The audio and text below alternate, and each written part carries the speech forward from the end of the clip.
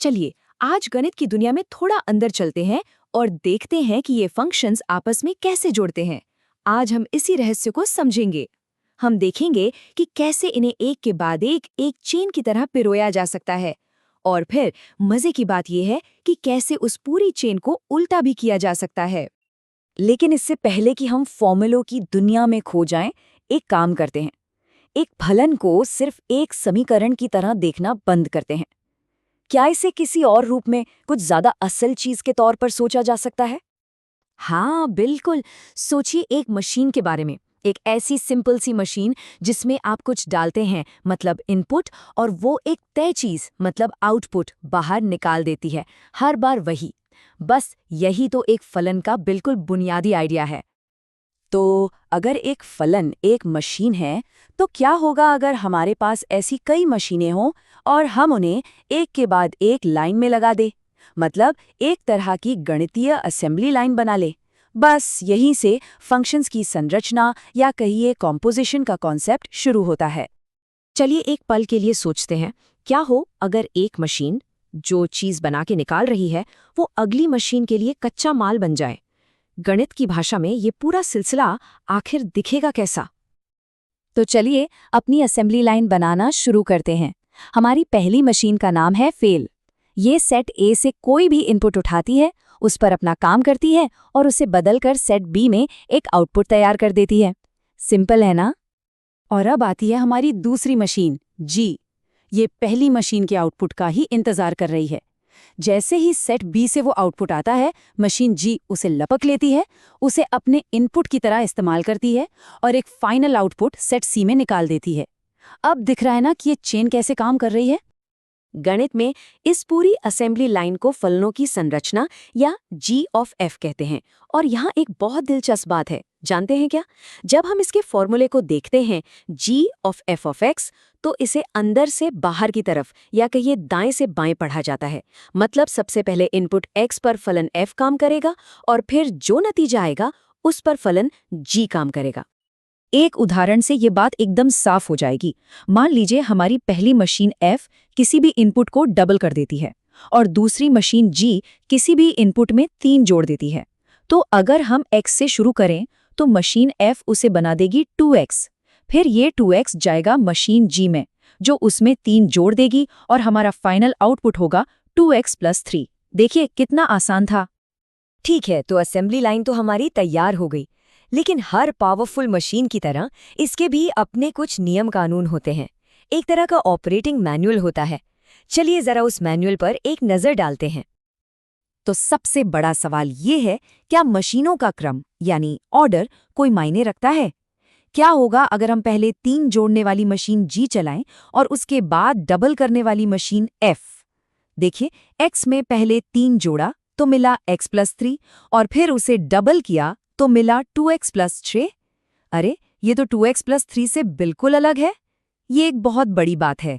इसका सीधा मतलब है कि हमारी इस असेंबली लाइन में ऑर्डर ही सब कुछ है। गणित की भाषा में कहें तो ये क्रम विनिमय यानी कम्यूटेटिव नहीं है, लेकिन हाँ, ये साहचर्य यानी एसोसिएटिव जरूर है। इसका क्या मतलब हुआ? मतलब ये कि अगर आपके पास 3 मशीनें हैं F, G और H, तो चाहे आप पहले F और G को एक साथ चलाएं और फिर H को, या फिर पहले G और H को चलाकर फिर F को, नतीजा हमेशा एक ही आएगा। ये गुण बड़ी बड़ी गणनाओं को आसान बनाने में बहुत काम आता है। चलिए, हमने अपनी असेंबली लाइन को सीधा तो चला लिया। अब एक नया सवाल पूछते हैं, क्या इसे उल्टा भी चलाया जा सकता है? क्या हम फाइनल प्रोडक्ट को वापस कच्चे माल में बदल सकते हैं?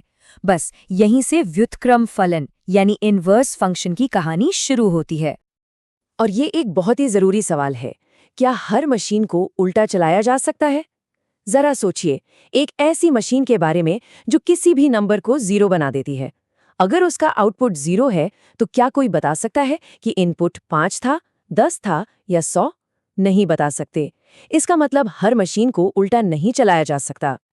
एक व्युत्क्रम फलन, जिसे F इनवर्स लिखा जाता है, वो बिल्कुल एक अंडू बटन की तरह काम करता है। इसका काम ठीक वही है जो इसके नाम से लगता है। ये पूरी प्रक्रिया को पलट देता है। ये आउटपुट को पकड़ता है और आपको ठीक उसी इनपुट पर वापस ले जाता है जहां से सब कुछ शुरू हुआ था। लेकिन इस अंडू बटन के लिए एक बहुत जरूरी शर्त है। इसे एक सेफ्टी फीचर समझिए। एक फलन का व्युत्क्रम तभी मौजूद हो सकता है जब वो एकेकी आच्छादक यानी बाइजेक्टिव हो। इसे ऐसे समझिए, कल्पना कीजिए कि दो अलग अलग दरवाजों से दो लोग एक ही कमरे में आते हैं। अब अगर उन्हें वापस भेजना हो तो कैसे पता चलेगा कि कौन किस दरवाजे से आया था? कंफ्यूजन हो जाएगा। बस इसीलिए हर इनपुट का एक अनोखा आउटपुट होना चाहिए और हर आउटपुट का एक अनोखा इनपुट। और यही वो नियम है जो व्युत्क्रम फलन को परिभाषित करता है।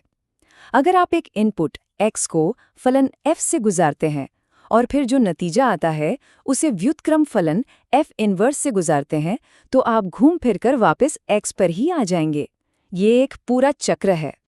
तो सवाल ये है कि ये व्युत्क्रम फलन आखिर ढूंढते कैसे हैं? इसकी प्रक्रिया काफी सीधी है। सबसे पहले y बराबर f(x) लिखिए। अब आता है सबसे जरूरी कदम, x और y के भूमिकाओं को आपस में बदल दीजिए। ऐसा क्यों? क्योंकि हम पूरी प्रक्रिया को उलट रहे हैं। जो पहले हमारा आउटपुट था वो अब इनपुट है और जो इनपुट था वो अब आउटपुट। और आखिर में नए y के लिए समीकरण को हल कर दीजिए। बस आपको आपका व्युत्क्रम फलन मिल जाएगा। ये सब सुनने में तो काफी दिलचस्प लगता है, लेकिन क्या क्लासरूम के बाहर इसका कोई असली इस्तेमाल भी है? जी बिल्कुल है, और शायद उससे कहीं ज्यादा जितना सोचा जा सकता है। कंप्यूटर ग्राफिक्स में जब किसी इमेज को घुमाया या छोटा बड़ा किया जाता है तो वहाँ असल में फंक्शंस की संरचना ही काम कर रही होती है। क्रिप्टोग्राफी को ही लीजिए, आपका डेटा सुरक्षित कैसे रहता है? एक जटिल फलन से मैसेज को एनकोड किया जाता है और उसे सिर्फ वही पढ़ सकता है जिसके पास उसका व्युत्क्रम फलन हो। और तो और विज्ञान और इंजीनियरिंग में कई चरणों वाली प्रक्रियाओं को समझने के लिए भी इन्हीं गणितीय उपकरणों का सहारा लिया जाता है। तो अगली बार जब कोई भी काम कदम दर कदम किया जा रहा हो, चाहे वो सुबह की चाय बनाना हो या फिर कोई जटिल कोड लिखना, एक पल रुककर सोचिएगा, क्या ये भी फंक्शंस की एक संरचना है? आप हैरान रह जाएंगे ये देखकर कि गणित हमारे चारों ओर कैसे मौजूद है।